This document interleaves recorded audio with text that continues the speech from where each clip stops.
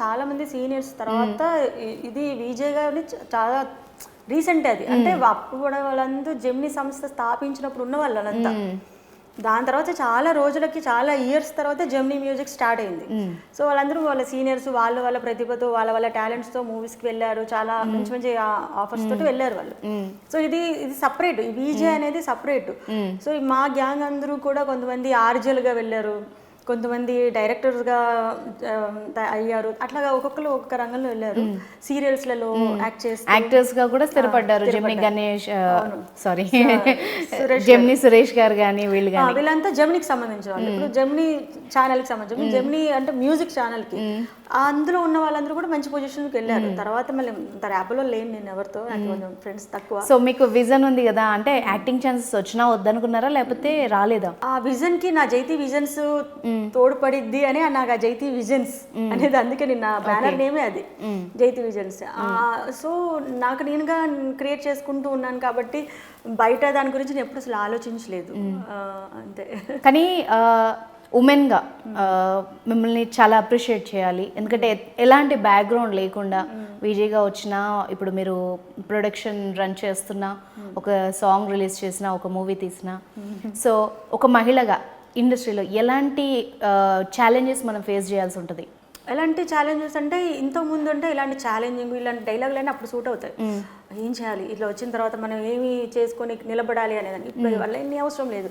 ఇప్పుడు మన టాలెంటే మనకి అన్ని, మనకి ఇప్పుడు ఎంత టాలెంట్ ఉన్నా కూడా దాన్ని చూడడానికి ప్రేక్షకులు రెడీగా ఉంది ఈ సోషల్ మీడియా వల్ల.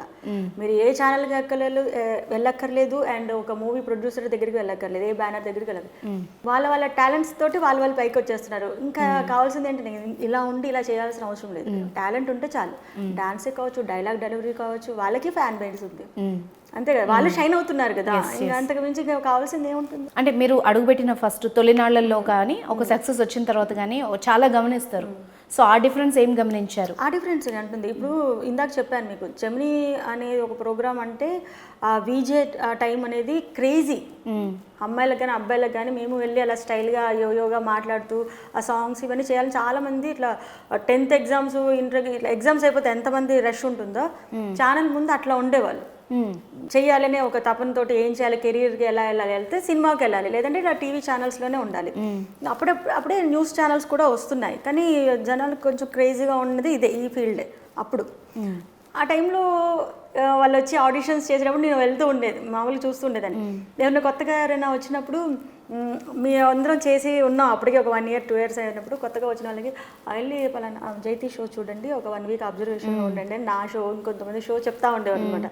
వాళ్ళందరూ అట్లా వచ్చి చూస్తుంటే, మేము యాంకరింగ్ చేస్తుంటే మనకు వాళ్ళు ఎంత ప్యాషనెట్గా ఉండి మళ్ళీ నేర్చుకునేది, చదువో లేకపోతే ఇంకోటో లాగా ప్రాక్టీస్కి వీళ్ళు ఎలా నించుంటున్నారు, లైవ్ కాల్స్ ఎలా తీసుకుంటున్నారు, ఎలా అటెండ్ చేస్తున్నారు అనేసి అబ్జర్వేషన్ కోసం మా షోస్ చూపించేవాళ్ళు అనమాట.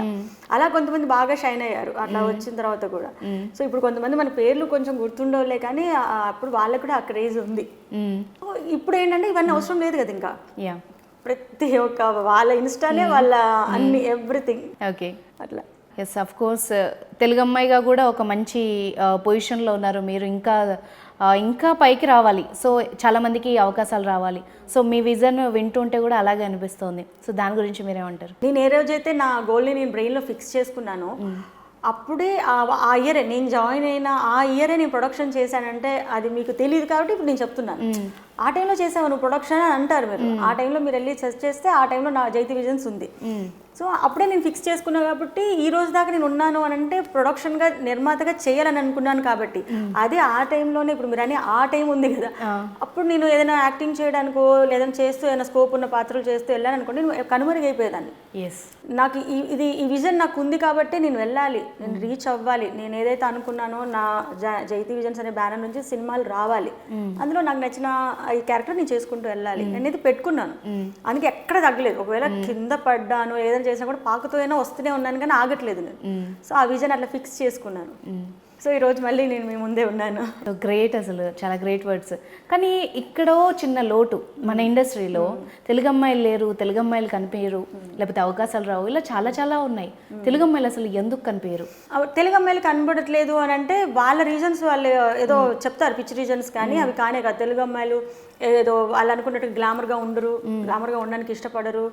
అంటే అలా అనుకునే ప్రతి ఒక్కళ్ళు కూడా ఇప్పుడు చూడాల్సింది ఇప్పుడు ఈ 2 yearsలో ఉన్న ఇన్స్టాలో వాళ్ళది ఎవరైతే ఉన్నాయో వాళ్ళు ఒక్కసారి ఐడి వెళ్ళి చూస్తే ఆ హీరోయిన్ల కన్నా మంచి టాలెంట్, హీరోయిన్ల కన్నా మన ఎవరు మీరు వాళ్ళ వాళ్ళని తీసుకొస్తారు కదా ముంబై నుంచో లేదా ఎక్కడి నుంచో, వాళ్ళందరికన్నా కూడా టాలెంట్ ఉన్న వాళ్ళు చక్కగా గ్లామర్ షో ఎక్కడ నీట్గా గ్లామర్ షో చేస్తున్న వాళ్ళు అని చాలా మంది ఉన్నారు. కానీ వాళ్ళకి అది కాదు, అంటే వంకగా చెప్తున్నారు కానీ నిజానికి అదైతే కాదు నా అభిప్రాయం. ఇప్పుడు మీరు చూస్తూ ఉంటారు కదా ఇన్స్టాలో, అరే ఈ అమ్మాయి ఎంత బాగా డాన్స్ చేసింది, అరే ఈ అమ్మాయి ఎంత బాగా స్టైల్గా డైలాగ్ డెలివరీ చెప్పిందని మనం ఎంతమందిని చూస్తున్నాం చెప్పండి. వాళ్ళెవరు పనికి రారా తెలుగు అమ్మాయిల సినిమాలకి హీరోయిన్గా చేయడానికి. ఒకప్పుడు స్టార్స్ అంతా తెలుగు వాళ్ళే కదా, ఏ భాషకి వాళ్ళు ఉన్నారు, కానీ ఇప్పుడు మారిపోయింది. ఒక భానుప్రియ గారు కానీ కొంతమంది మన జయసుధా గారు కానీ వీళ్ళంతా తెలుగు వారే కదా, జయప్రద గారు వీళ్ళంతా తెలుగు వాళ్ళు, మన ఆంధ్ర తెలంగాణ సంబంధించిన నటీమణులు. మరి ఎందుకు ఎక్కడ తేడా వస్తుందో తెలియదు, తెలుగు అమ్మాయిలు ఇలా చేయరు మన మీద ఒక అభాండం వేసి మనల్ని పక్కన కూర్చోపెట్టారా అనిపిస్తుంది అప్పుడప్పుడు. ఇదే కాంట్రవర్సీగా డిస్కషన్ కోసం కాదు కానీ కొంచెం ఎక్కడో ఒక బాధ అనిపిస్తుంది. సో మీ దగ్గర అయితే మీరు ప్రిఫర్ చేస్తారా నెక్స్ట్ వాళ్ళని ఎంచుకోవడానికి? నా ప్రతి ఇంటర్వ్యూలో నేను మాట్లాడుతుంది అదే, నేను నిజంగా కనుక నా ఏదైతే ప్రొడక్షన్ హౌస్ ఉందో కంటిన్యూగా స్వామి దయతో వెళ్తూ ఉన్నట్టయితే మన తెలుగు ఆర్టిస్టులు ఎతికి ఎక్కడున్నా కూడా వాళ్ళకి ఆపర్చునిటీస్, మన దాంట్లో ఒక 4 అమ్మాయి క్యారెక్టర్లు ఉన్నాయి, వాళ్ళు ఎతుకు పెట్టుకోవాలి వాళ్ళ టాలెంట్. ఇప్పుడు నేను లక్ష్య అనే పిక్చర్ చేసినప్పుడు తిరుపతిలో కొంతమంది ఆర్టిస్టులు ఉన్నారు, తిరుపతిలో మేము ఆల్రెడీ కొంతమంది ఇక్కడ చూస్ చేసుకున్నాము, కొంతమంది డేట్స్ అవి అడ్జస్ట్ అవ్వక ఎలా అని అనే టైంలో తిరుపతిలో కూడా కొంతమంది స్టేజ్ ఆర్టిస్టులు ఉన్నారు అని చెప్తే వాళ్ళని పిలిపించుకున్నాను నేను, వాళ్ళు కూడా మన దాంట్లో యాక్ట్ చేశారు. సో అది ఇవ్వాలి, మనమే ప్రోత్సహించుకోకపోతే పక్క వాళ్ళు వచ్చి ఎవరు ప్రోత్సహించలేరు. సో నేను అది తీసుకొని నన్ను నేనే ప్రోత్సహించుకుంటున్నాను, నాకు అది నా ఫీల్.